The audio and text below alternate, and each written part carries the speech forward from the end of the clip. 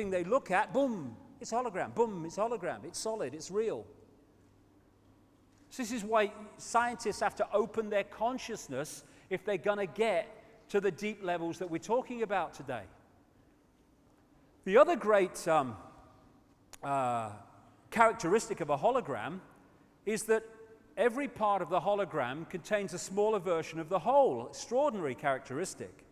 So if you cut a holographic print, those wavy frequency fields, the interference pattern, into 4, and you fire a laser at the 4 pieces, you don't get a quarter-size part of the whole picture. You get a quarter-size version of the whole picture.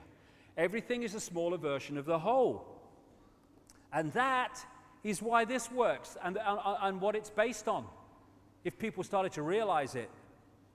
Things like reflexology and acupuncture and these other alternative forms of healing, they can find parts of the body, this is reflexology, acupuncture is the same, that reflect in different parts of the body the bigger parts of the body, so they can treat the heart from a point on the foot or the hand. Different parts of the ear, you can treat different parts of the body from a point on the ear. Of course you can. It has to be like that because the body is a hologram, and so the ear is a smaller version of the whole in the way it works. We have this thing, this line that people say, oh, everything's as above, so below. Yes, because it's a hologram. So, this is why the human energy field is mirrored by the Earth's energy field, because it's a hologram, and every part of the whole, at all the different levels, is a smaller version of the whole. What we're living in is a holographic internet, as I call it. If you look at what we call the internet, which we use on our computers, the only place the internet exists in the form that we perceive the internet, websites and graphics and colors and texts, is on the computer screen. It's the only place it exists in that form. Everywhere else, it's electrical circuits, mathematics, on-off electrical signals, all the rest of it. Same with television. The only place that television exists as we perceive it is on the screen. Everywhere else, it's frequency fields, mathematics, and electrical systems. And it's the same with us. Jean Fourier, a Frenchman, he developed something called the Fourier transform, which allowed pictures to be turned into frequency fields, broadcast, and then decoded into pictures. That's basically what our brain is doing on a vastly more sophisticated level. So what is the matrix, this holographic internet we live in or think we live in? We are part of its projection. It is energetic information. That's what it is. And we decode that information, and what we decode and how we decode it decides our experienced reality. Decides what we experience. We are crystals, basically. And so often, of course, in receiver transmitting, you see the use of crystals.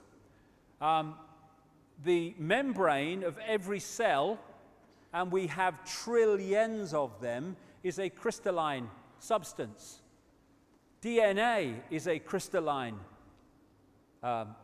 substance. This is the membrane of a cell.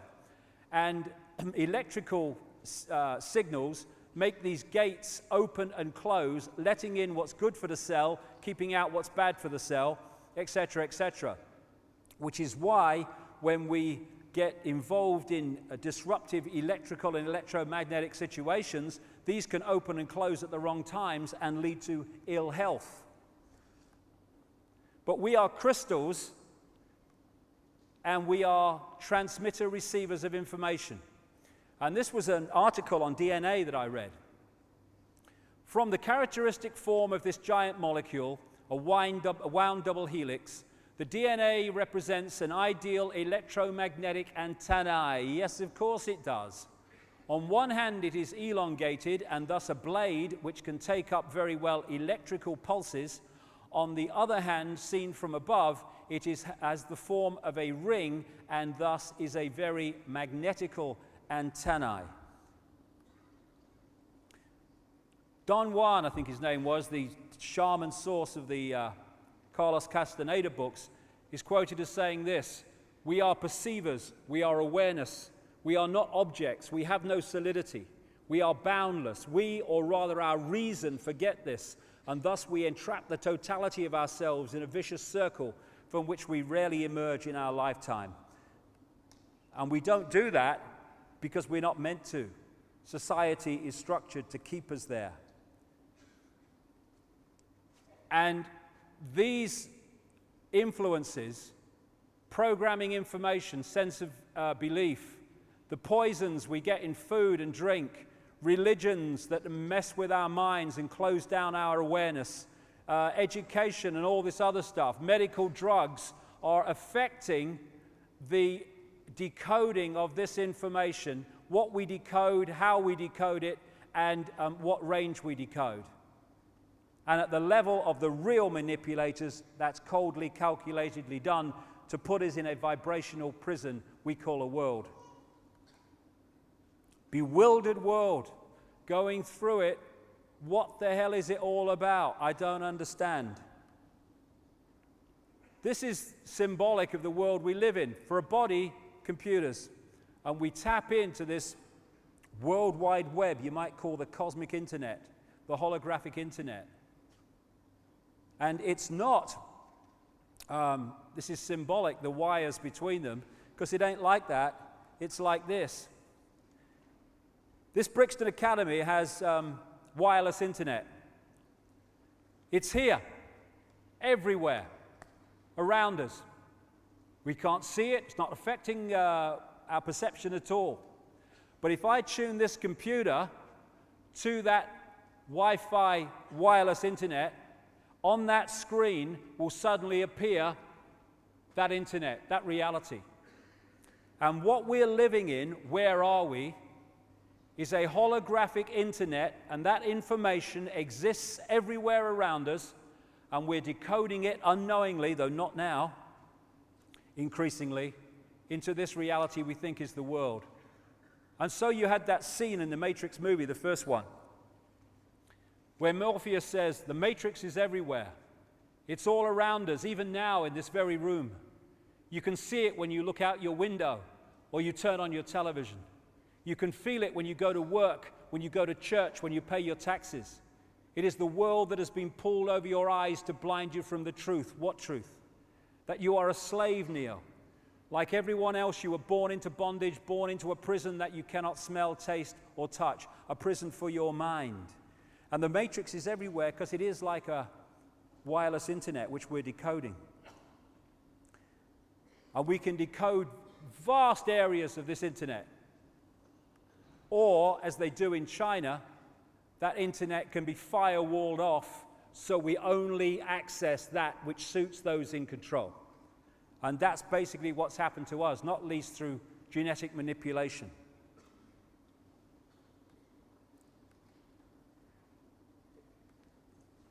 So what is reality?